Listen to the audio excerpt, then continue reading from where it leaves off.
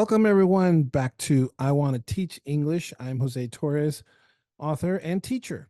And the point of this channel really is to talk about a number of strategies and things that we employ in our classrooms to help newcomers, especially, but English learners in general. And today I'm being joined by a very special guest, and I'm about to bring her on right now. Oh, Oh, there finally. you are. Okay. Ladies and I'm gentlemen, sorry welcome about this. Dara Fulton, Yes, teacher, author, yes, and extraordinaire newcomer English learner teacher. yes. Welcome to the show. Thank you so much. Well, thank you for having me. I appreciate it. And just so you know, and for your audience, I pronounce my name Dara. Oh, Dara. Okay. Dara, yes. My apologies, Dara. Oh, it's fine. No problem. It's a pleasure to meet you, Same honestly. here. Thank Same you. here. I was just we were just wanted to share with you basically why I do this channel. And this way maybe we can Yes, get the conversation going in that sure. direction. So really this is a channel that's designed for English teachers or teachers who work with English learners rather, Yes. ESL, ELD or whatever they're being called nowadays. They're changing the acronyms every 2 seconds, Oh, tell me about it. I have a theory though, Dara. I have a theory. I think they keep Mhm. changing these acronyms and whatnot because they want to keep selling books. They keep, Yes, oh, we got to update the books, and so you got to buy the books for everybody in the district, and there you go. There's like billions of exactly. dollars going down the tubes again. Just leave That's it right. alone, I man. agree. Anyway, so Dara, I invited you to this show because I think we can talk about things that we both know very, very intimately when we're talking about working That's with right. the materials that we have developed because Dara is an Mhm. author as well. I kind of perused through your book and I said, you know what? Hey, I'm in the same neighborhood. So yes, and we're going to Thank talk you. about your book and you'll be able to promote that and whatnot. Sure. But Thank first, I you. want to get the conversation going, okay? Because, like I said, there's Sure. teachers that are going to basically teachers watch this channel, and they're probably hmm looking for strategies, looking for ideas, and that's where I kind of want to go with this, okay? Fantastic. No problem. So first of all, right off the bat, I want to start with this question for you. This is, hmm I want to ask you, what are the main issues that English teachers for ESL teachers working with hmm newcomers especially or any level of English learner, what is hmm the main issues that you think they face when they're working with newcomers specifically? Excellent question. Excellent question.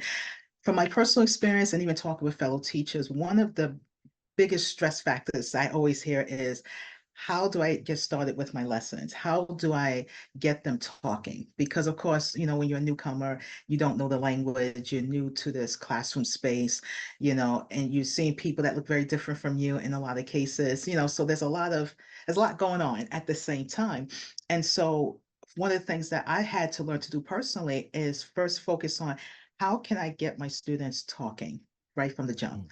And so what I would do is I would have my whiteboard. I would, introduce myself and I draw my little smiley faces, even though I do work with adults. But I've learned that when you are visual with your lessons, it really, really helps the students to try to comprehend, at least understand where you're coming from, even if they don't understand everything that you say.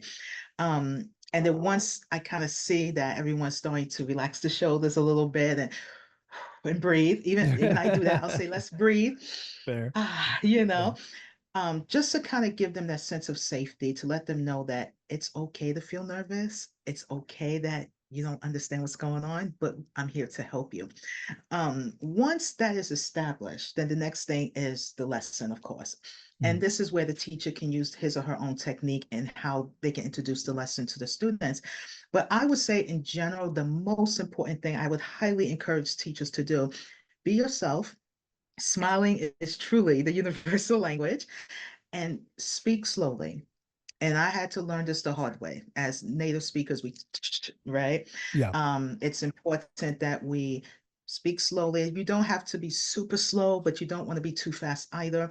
And patience, patience, patience. And sadly, I've heard some teachers say they don't like teaching beginner level because it does take a lot of repetition and patience to go over the lessons. And I would say that it may feel frustrating to you, but imagine the students, imagine they have to learn this new language in this new country, dealing with new people. So I think they have a little more things to worry about than you having to repeat something, right? So Sure. that would be my advice to teachers with that.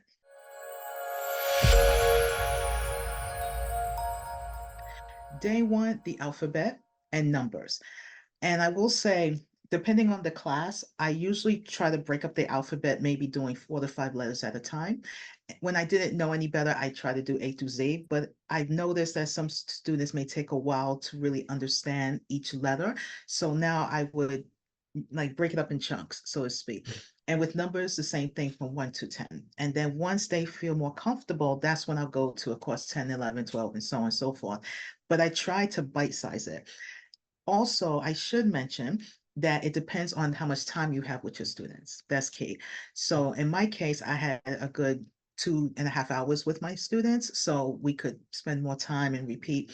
But if you kind of want a time crunch, then I would say bite size it and then maybe give them homework to help them review what they've learned in class. I'll also begin with the alphabet, though I don't get to the numbers right away. I go right to vowels. I go right to the phonics Mm, components. So to kind of stay on the letters for that mm, duration of time for whatever. Like you said, it depends on how long your class is. true. Generally, they're anywhere from an hour and a half to 3 hours, depending on where you're working. Mm, You know. yes, that's Now, correct. I've been in places where they're like, refugee settlements and whatnot, where they have Mm, volunteers and the volunteers only do like an hour or 45 minutes. And mm. to me, I don't think that's enough time, Dar. I agree. I agree. That's a tough one because I started my career as a volunteer, so I can Yeah, definitely relate. me too. I mean, Um, right? Oh, yeah. fantastic, So, I fantastic. mean, I always Which, felt like that was never yeah, enough time. I agree. It's hard because you're a volunteer, you want to do so much and cover so much, and you have this very, very short amount of time. And then you don't know when the next time you'll see these students or if the program maybe um, fluctuate between, one class on Monday versus Tuesday, et cetera, et cetera. So it is a challenge. Yes, it is a big challenge. All right, let me throw a little curveball at you, Dara. Sure. Do you adjust your course goals as the session progresses, as it's progressing? Because you're evaluating, you're assessing your students, and you're seeing, hey, I set these goals for my students, I set these objectives for them. Mhm. But what are the indicators really for you that prompt you to make those adjustments? Like, what are you looking Mm. for to make the changes or to make the adjustments rather? Great question. Great question. I definitely make adjustments. Absolutely. I've learned, and early in my career, it's been very difficult to just kind of stay with every single thing on my lesson plan. It just depending on how students are, one, reacting to the lesson, how they're learning, whether they are able to understand or they're really struggling. So what I try to do is if I realize that I have to make adjustments, this is where I will get a little creative and may do something like a do now exercise, maybe have students work together in pairs to practice whatever we're talking about, maybe do a group assignment. I'm a visual person, so maybe I'll bring in maybe a chart or something or have some handouts, but I try to bring in extra material that aligns with the lesson for that day.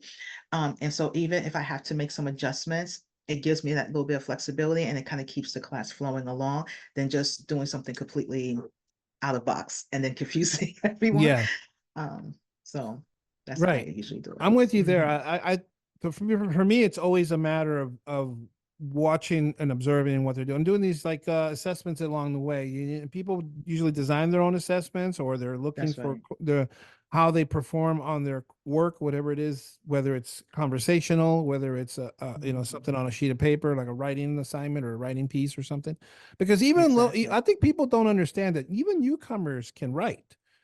Yes. We're not talking about five paragraph essays or anything like that, but True. you want them to write something, and I'm encouraging it more and more now, Dara, because of the evolution of smartphones. I am now Yes. encouraging students to translate their work. They can Mm, translate it with their phones and then write it out, but they have to actually physically write yes. it out, not type it, because it's too easy to copy and paste Wonderful. when they do that. No, I Tell encourage me them to about it. because that's the world we're living in. We have to evolve too. We think as teachers, I think we need to evolve as well. Absolutely. Absolutely. I used to make jokes sometimes, like, let's say if we're teaching, like, we learn vocabulary, Mhm. and then they will either pull out the translator or go, and I'll say, don't call Google. Don't call Google. She's on vacation. Ask me or ask your classmate, you know? But I think that's a fabulous point that you make, Jose, because we sometimes kind of assume that because they don't know the language or that they're new to the country that they can't write or they don't understand maybe the basics of writing. And a lot of times they do, they just know it in their language. So you're Sure. right, we should focus on getting them to write in English, even if it's just basic sentences, so they start to adapt to that and feel comfortable as they go along. So I think that's fabulous. You know, Yeah. you brought up the point about vocabulary. Now, I'm going to share with you this one, and this has happened multiple times in Mm, various different locations that I've been teaching. mm, When we do vocabulary, I do this one section in my book where we go over consonant blends, right? And so mm, there's a bunch of words there that we use, with, the FL and the B and the BL and et mm. cetera, et cetera, et cetera. Yes. So what I found was I was in this class we had Spanish speakers, we had Portuguese speakers, we had French speakers, we even had some Italian speakers, right? And as we were translating what those words meant in their language, it turns Mm, out that it wasn't that different in the pronunciation. And so they're like, oh, that's how we say it, but it's just a little nuance. Oh no, that's how we say it too. And they're just that's right. all like excited that they all shared True. the base word. They all understood what the Mm, word was. We didn't need to translate it. Some of them, that's right. because it was You're so right. similar. It was so similar to their own language. Absolutely. And I think that's so wonderful. I mean, of course, you will have times, obviously, like if someone says coming, say, from the Middle East and they speak in Arabic, for Yeah. example, of course, there might be Or some Farsi or differences there, something. Yeah. or Yeah. exactly, or Chinese, because I worked in Chinatown for a big chunk of my career. So, Yeah. that was totally opposite, Oh yeah. you know. But you're absolutely right. It's language is so universal, and English is truly a global language because you will see a little bit of French and Latin and Spanish and you know kind of correlate with a lot of the words that we say, right? And that we use on a daily basis. So I think it's fabulous. I always tell my students we are truly the world right here in this classroom, Oh, and all of our absolutely. languages have something in common. So All right, so I'm going to throw one scenario at you, and after we talk about that, I want you to talk about your book. But sure. I got this scenario for you, and I know you've you've probably been here a bunch of times. I know I have. All right, so you're in a group, okay? You're in your session. Okay. You got your class, and you're Mhm. you're a couple of weeks in. You're in a rhythm. You got it going. Everybody's catching on. You're happy that you're seeing the growth. You're seeing them get it, Yes. and then Yes. a new student arrives, a new person enrolled, Oh. and they show up and they don't know what's going on. What do you do? Mm. Oh, excellent. What do you I do? know this does sound kind of very interesting, but I actually like that. Oh, yes. In the beginning of my career, I was terrified. I'm not gonna lie. I'm like, oh my gosh, what am I gonna do? Like, ooh. Um, well, the very first thing I always like to do, even if the person doesn't even understand English, I'll say, hello, everyone. I say hello. I always say hello. Yeah. You may have a seat, and I use a lot of body language so they understand. They'll sit down. 9 times out of 10, they're looking terrified. Like, who is this woman? Who are they? And why am I here? Cool. Exactly. And I'll say to them, class, we have new student like this, and Mm-hmm. they'll look, whatever, and then I'll say, new student, my name is Teacher Dara. What is Mm-hmm. your name? Now, this can go two ways. If the student has absolutely no clue what I'm saying, then I'll go and write it on the board. Yeah. And then kind of have the students practice with me. So, and then once that student kind of have a understanding, they'll say, oh, they might say their name, say Jose, for example, or they might Mm-hmm. say Jonathan or Kathy or whatever. Or they might say, my name is whatever the case may be.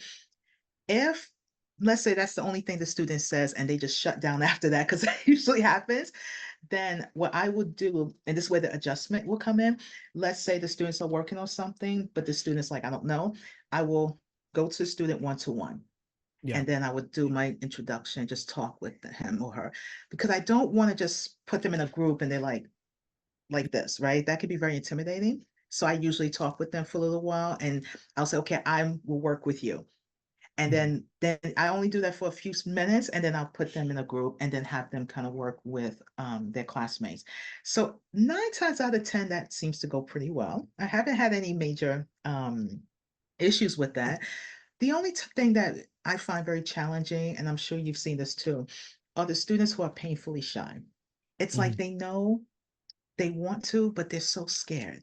And they literally will sit there like, I say, you want, and you shake their head no the whole time.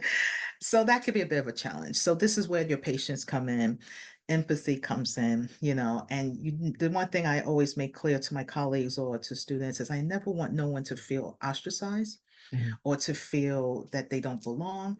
I want everyone to feel included. That's so important, even if you have no clue what's going on. But I always want to welcome everyone and let everyone know that we are all in this together. Absolutely.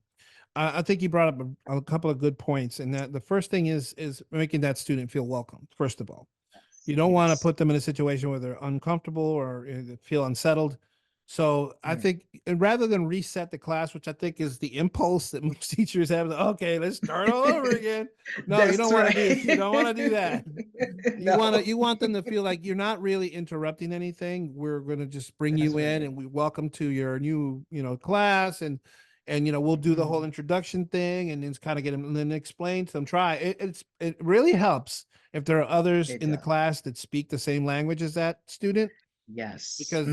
they will right away like take ownership of that student and be like, look, this is Yeah. where we are, this is what we're doing, and my name is blah blah blah. And then in that in some ways, depending on the situation, and if that's the scenario, that to the teacher it's a great benefit because Mm. those students are going to help make it a welcoming situation. Yes. And that's very, very Absolutely. important to do that Absolutely. because otherwise you'll I lose them. agree. They won't come back. And it's Oh, like, they won't come back. You're what absolutely happened to Julio? We didn't want to come back anymore. exactly.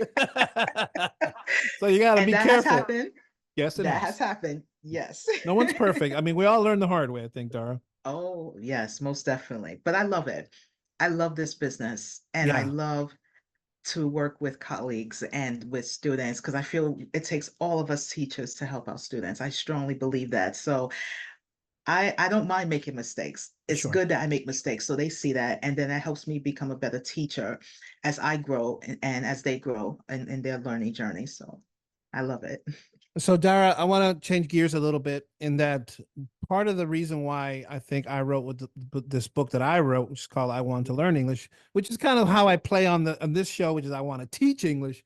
But I wrote it Mhm. out of frustration in that we just didn't have the materials working with newcomers. You made that point earlier that, Yes, not everybody wants to take it as it's a hard job to work with newcomers. yes, So what absolutely. inspired you to write your book? And tell us the title, tell us about your book.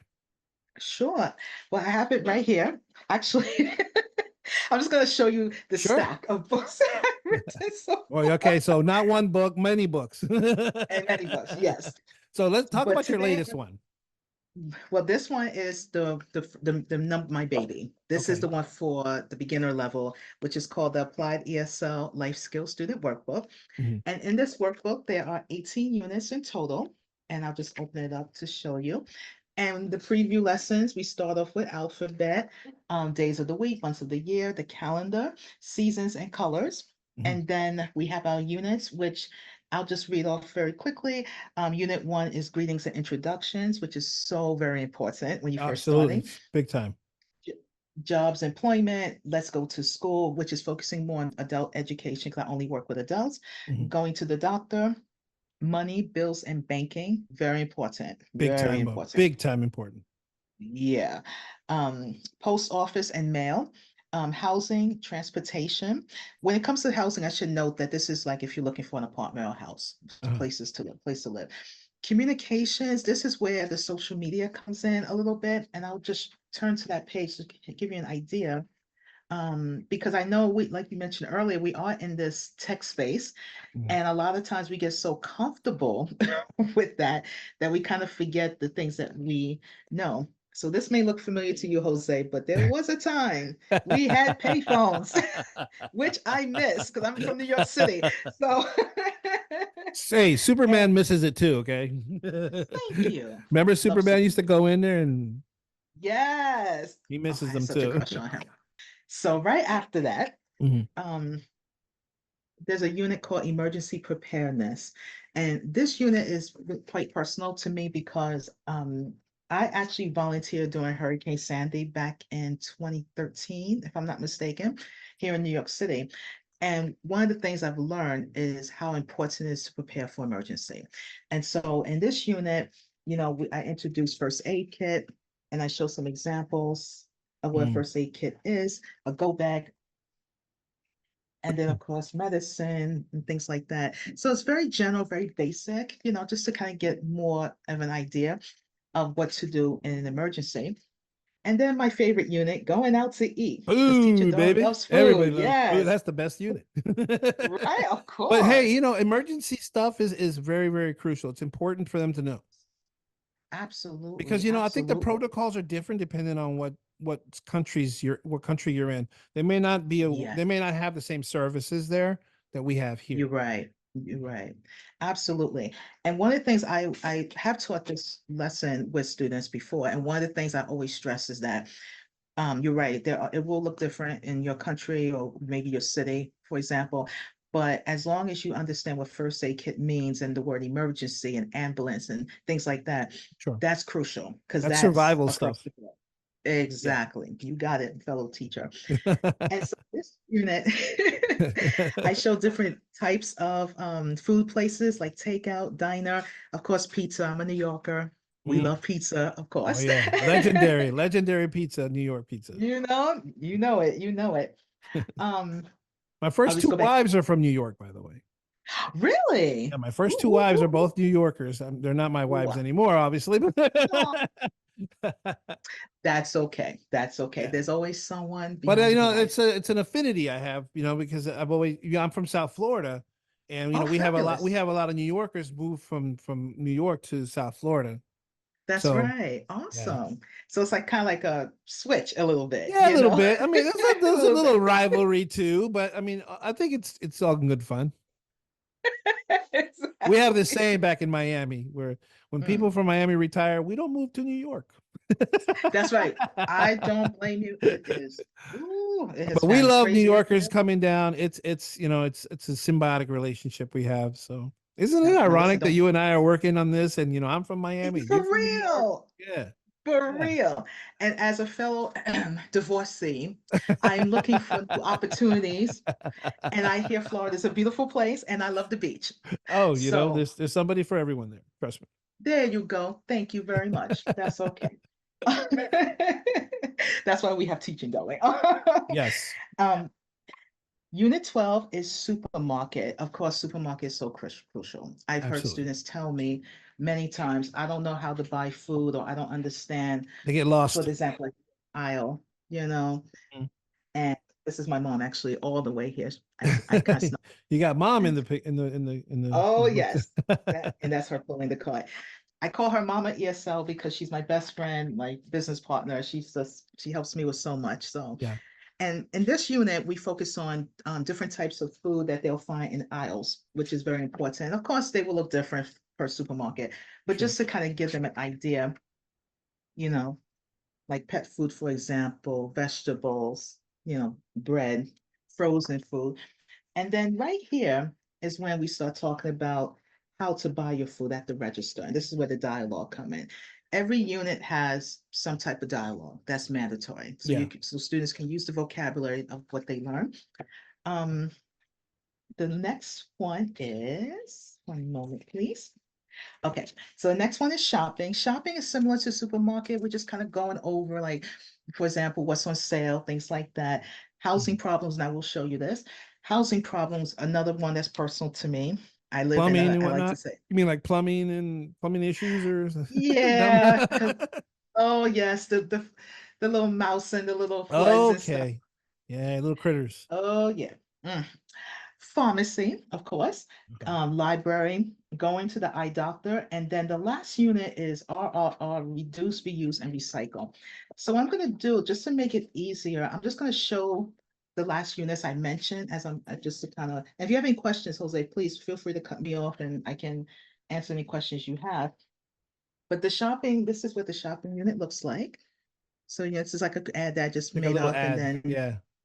Yeah, yep, those are very, very key to show for them to actually look at like an ad or something that's in print and then trying to exactly. retrieve the right information from that. That's a, I Absolutely. mean, I don't think teachers I don't think they realize how much of a difficult task that is for newcomers. It is. It's so hard. And I should note that after every unit, I always have what's called Dara says tips. So these are just some additional tips to help the student really kind of put everything in perspective. Like why should they care about this? Why should they care about sales and housing problems? So this, Sure. like for example, this is my hand when our ceiling was having some kind of issue and we had bubbles. Yeah. Okay. Oh So I was boy. holding the bucket, Oh you boy. know Yeah. stopped up sink, cracked light. We've been through it in this apartment of mine. Because It has it has these are been like things that. that they're going to go through in their own apartments. They're going to go through Ex this.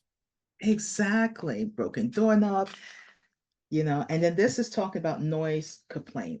Because a lot of times your apartment might be fine, but if it's Mhm. noisy, or you have neighbors that don't follow the rules, that you need to know how to deal with that. Yeah. It can be difficult. I make it clear this is very difficult, but they should know how to, stand up for themselves, Sure. in a way that doesn't cause them harm, as you know, because New York is a pretty tough place, very tough. Oh yeah. Um, Pharmacy, again, we start with some vocabularies, a dialogue, and I try my best. All these pictures I've taken myself, every single one of them. It took me years to collect all this material, Oh but I yeah. absolutely, I don't think people I, realize that when you do your own book, Dara, and I know you can relate to yes, this because you just alluded to that. It took yes, years for me to put mine together. Years, oh, 6 years, I think it took me. yes. Yeah. Wow, wow, impressive. Yes. Because like That's why, you had to yeah. collect stuff. Yeah, it's not easy, and then the editing, of course. This is library unit. Mhm. I made up this card because obviously, because one of the things too that I should mention to fellow teachers who may want to write, you have to consider the copyright, the laws of Mhm. copyright, make sure you're not, putting faces out there or stealing other people's material. With So I AI, you had to don't. do a, I always tell people if you're gonna do it, use AI. Then there's no yeah, copyright issue. you yeah, yeah, for real. you can just do like a right prompt. I did for my book. I did a number of AI people. I just gave it a Oh, text, really? yeah, text to image. You just tell them what you wanted to, and they will create this fictitious person for you. Oh, wow. Yeah, there's no See, I'm so copyrights new for that. to it. Oh, really? That's good Yeah. to know because I had no idea. I'll be very honest with you. This is when I actually went to the eye doctor. Mm. Yeah. I should know you're going to see different sides of Teacher Dar before I start wearing wigs. I used to wear my natural hair, so Uh-huh. you're going to see all different types pictures of Teacher Dar. I should know also that I actually made out of cardboard. So if there's something I can't find a picture of, I actually make my Right, own you make it. props. Yeah.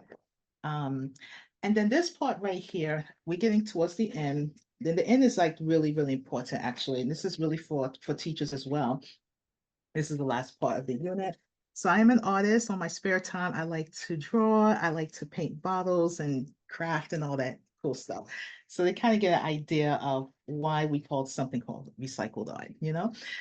Appendix A are all grammar points. All of my books have grammar points, and it goes from, of course, noun, pronoun, possessive pronouns, verb, etc. You Mhm. have your charts here. So it's a good reference for new teachers or volunteers, instead of them carrying 2 or 3 grammar books, they kind of Yeah. have everything So it's like laid out for so them. all in one. Exactly. Because That's I like great. convenience. I'm going to That's be awesome. honest with you. And then Appendix B, this is where we go to just 1 moment, please. Fingers, be nice to me. Oh, okay, beautiful. So Appendix B are all the definitions of the vocabulary. This is what took the longest, like really, really like deciding how I'm going to go about this. So any student who says, oh, I forgot what the word ATM means, they can look it up on the back. Yeah. And the last part are the answers to all of the exercises, Appendix C. So you have So they your can check the answer key back answers. there. Yeah. Yes. And So, then at the very end of all of my books, you see Happy Teacher Dora. And this is my motto, try your best, because mhm. when you try your best, you certainly will do your best. Yes. And this So the name of the title of the book is Applied ESL. It's I think you Applied ESL Applied Life ESL. Skills Workbook. This is book 1, and this is the baby sister, book 2. which is just a continuation of the first one, but we introduced topics like going to the airport, hotel, motel, what are the differences, how to wash your clothes at a laundromat. Mhm. We also talk about different places to eat, like food court versus restaurant. So Mhm. it's, and then also with jobs, we do focus on jobs in this one, as Mhm. well as interview questions in book two. So So I that's would tell, awesome. and oh, I I was apologize. I Yes. was going to say, Dara, if you can, after we're done, send me the links to where people Of can purchase course. these books, and then I'll put them in Absolutely. the description of the video, and then people who are interested in Absolutely. that, who are working with adults, you know, Sure. give It's my give pleasure. her book a shot as well. You know, Yes, there's absolutely. plenty for everyone, I think. Yeah, it's this is my heart. You know, I've been wanting Yeah. to do something like this for years. And I am humbled. It's emotional for me because Mhm. in every book I worked on, I had some type of medical situation, some type of surgery, like I am currently. Mhm. So it's very personal than just academic. And my Sure. goal I want to share with your audience is I want to reach the world through English language learning. And I want every adult learner out there to know they can learn this language. It is very possible. And it doesn't matter how long it takes you, with the right guidance, you will get to where you need to be. Well, I And think that's, yeah, yeah. that's beautiful, and I think English learners are, when they come to this country, and they have some advantages in that they have teachers like you and I, who will Mhm. go to the moon and back to find ways for them to learn English in a Yes. practical way, in an efficient way, Yes. where they're going to learn things that they're going to be able to apply as soon as they walk out of our classroom. That's my Yes. goal. Is that I always tell my students, when you walk into my class, when you walk out, whatever you learned in here, you'll be able to use as soon as you walk out the door. That's the point. Otherwise, why bother coming to class? Because if Exactly. I can't teach you something that you can use as soon as you leave today, Hmm. I'm failing at my job. So Yes. We think alike, fellow teacher, yeah. and allow me to congratulate you on your success of being a teacher for so many years. I've been a teacher for 19 years, and for being an author, it is so nice to meet a fellow teacher who written their own material. So congrats to Yeah, you. I mean, we're There really is, not that different. I mean, all the stuff I mean, yours is way more robust because I think it deals with issues that are more geared towards adults, whereas the much of the stuff that I'm covering in my is geared. It could be used with middle schoolers on it because there's a lot of grammar components. There's a lot of writing and reading components that is more geared toward. And then it's all phonics based, of course, so it's really meant to massage the language acquisition device. I like that. I whether it's like that. whether it's still in developmental mode or whether it's already past that point, I don't look at those as barriers. I look at those as challenges. And we're going Yes. to work together I work with my students, and we're going to work together on this to get you over the next hump. Yes. And that's really all I gear my classes to do. I'm pretty sure you're probably in the same mindset. Yes, absolutely. Help them to move along comfortably, because I'm all about comfortability, but Yep. I do recognize it can be an uncomfortable process. So I'm very Yeah. honest with my students about that. But we just try our best and Yeah. just keep on, you Keep know. on keeping on, baby. Keep on, keep it on. I love That's how it. we do it. That's how we do it. That's how we do it. Exactly. Ladies and gentlemen, Dara Fulton, please give her book a chance. Give it a look. Check it out on, like I said, the description. We'll have links to her work. You can check out her. You have a website too. I do applydsl.com. Yes. Apply DSL, is right, and the link will also be in the description. Dara, it was a lot of fun. We should do this again. Absolutely. I really thank you for your time and for this opportunity and your audience. Thank you so much for having me. I really appreciate it. Sure, I'll have all the contact information there as well. If anybody's interested in reaching out to Dara to ask her any questions about her work or anything else, I guess, related to your book or whatnot, you can. I'm pretty sure you'll welcome any kind of emails from viewers and Yes, whatnot. Yeah. absolutely. I'm a friendly teacher, so email me, Yes. reach out. I'm available. I'm so glad we met. We actually met on LinkedIn, and I'm so glad that we were able to connect and Me and too. share ideas, because I think this is an important thing. I think for ESL teachers, especially those that work with newcomers, there's not a lot of stuff out there like you and I, who are willing to talk about some of these issues, and everybody out there is listening who works in Newcomers. Like, yeah, I'm totally understanding what they're saying. I'm totally getting it. That's right. Yeah. So Exactly. stick with this program. We're gonna share more. I'm gonna interview more people like Dara, and Dara, I'd like to have you back on the show at some point. Please, let me know, and I'll definitely like to talk with you again very Excellent. soon. All right, everyone. Until next time. God bless.